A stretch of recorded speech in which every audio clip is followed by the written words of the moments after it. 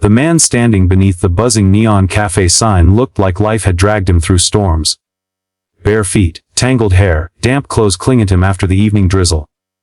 His dog, Buddy, pressed loyally against his leg, watching every movement with silent devotion.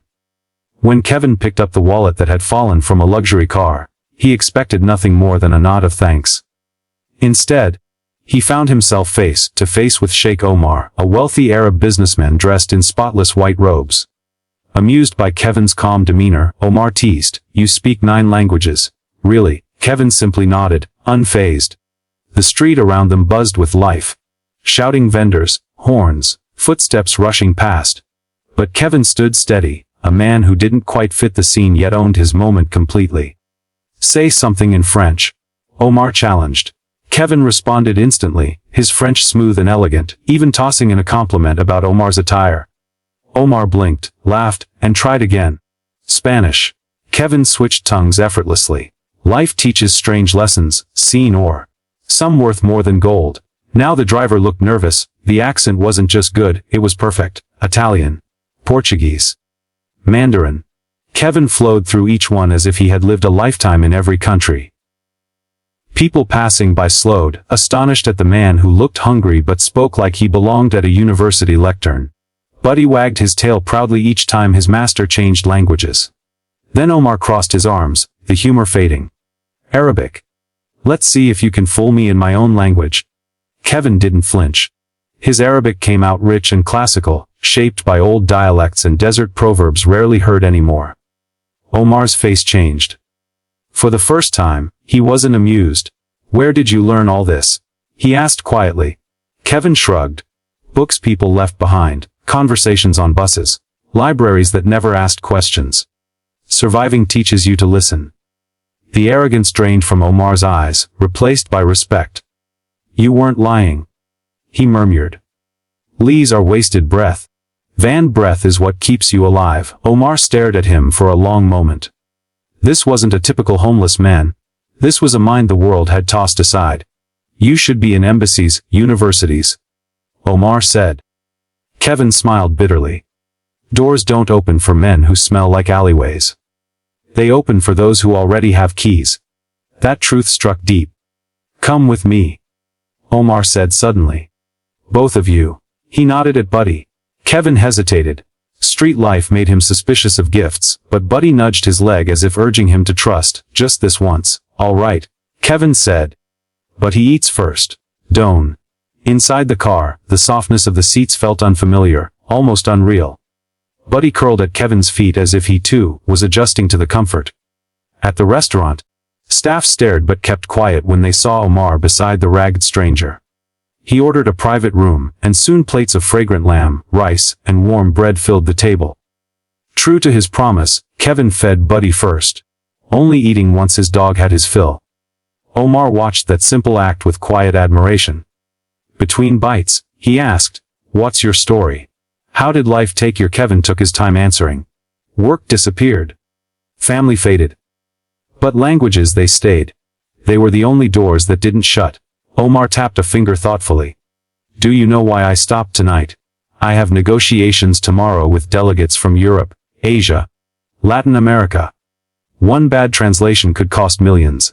My advisors fear I'll be outplayed." Kevin raised an eyebrow. "You," Omar continued softly, "carry 9 keys in your mouth." Kevin snorted. "And yet I sleep under rooftops that aren't mine." "That," Omar said, "can change." Kevin studied him. He had heard too many empty promises in the alleys. "Why me?" "Because liars beg for money," Omar replied. "You returned a wallet. Because fools boast. You proved every word.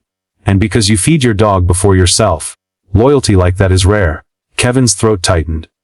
Buddy nudged his hand, sensing emotion. Finally, Kevin nodded. "I'll come. Not for wealth, but because doors should be opened." Omar put them in a hotel room. The first real bed Kevin had touched in years. Buddy sprawled across the blankets, making himself at home. Kevin lay awake, wondering how fate could turn so sharply. At dawn, he faced the mirror. Clean clothes, cleaner skin, but the same wary eyes of a man who had weathered storms. Buddy ate happily from a fresh bowl of food delivered to the room. Omar arrived, poised and ready. "Are you prepared?" he asked. "As ready as I'll ever be," Kevin replied. The conference hall was enormous, filled with powerful voices speaking in guarded accents. Kevin stayed silent, Buddy resting safely in a side room. When a delegate spoke sharply in French and the official translator stumbled, Kevin quietly corrected the error, saving Omar from a financial trap. Whispers shifted. Respect filled the space where doubt had stood. Later, Spanish arose. Kevin bridged the gap. Mandarin. Kevin caught the nuance. Portuguese. The room fell silent at his fluency. By the end of the meeting, billion-dollar contracts were secured. Omar placed a firm hand on Kevin's shoulder. "You didn't just translate words," he said. "You translated trust." Kevin shook his head. "I just told the truth," that Omar replied. "Viz worth more than gold." Reporters swarmed, cameras flashing, but Omar shielded him and guided him out. "We celebrate tonight," he said. "And tomorrow, we build your future." Buddy greeted Kevin with ecstatic barking. Kevin knelt and hugged him tightly. "Lee, we did it, boy." Buddy answered with happy licks, unaware of the world he had just helped change.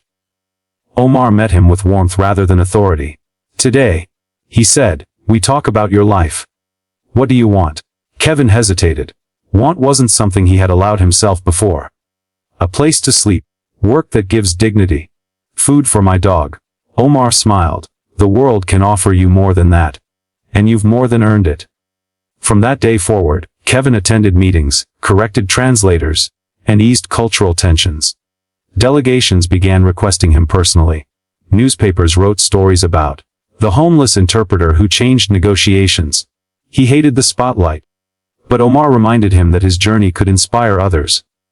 Kevin learned to live in hotel rooms, in clean clothes, with steady meals. But every night, he whispered to Buddy, "We don't forget where we came from." And Buddy, as always, rested his head on Kevin's chest as if agreeing. Months later, Omar brought him back to the same street where they met, the neon cafe sign flickering like it had that first night. "You taught me humility," Omar said. "I only saw what was on the surface, but wealth is often hidden in rags." Kevin smiled softly. Eventually, he moved into a small but comfortable apartment. Buddy claimed the couch as his throne. Cabinets filled with food. Something once unimaginable.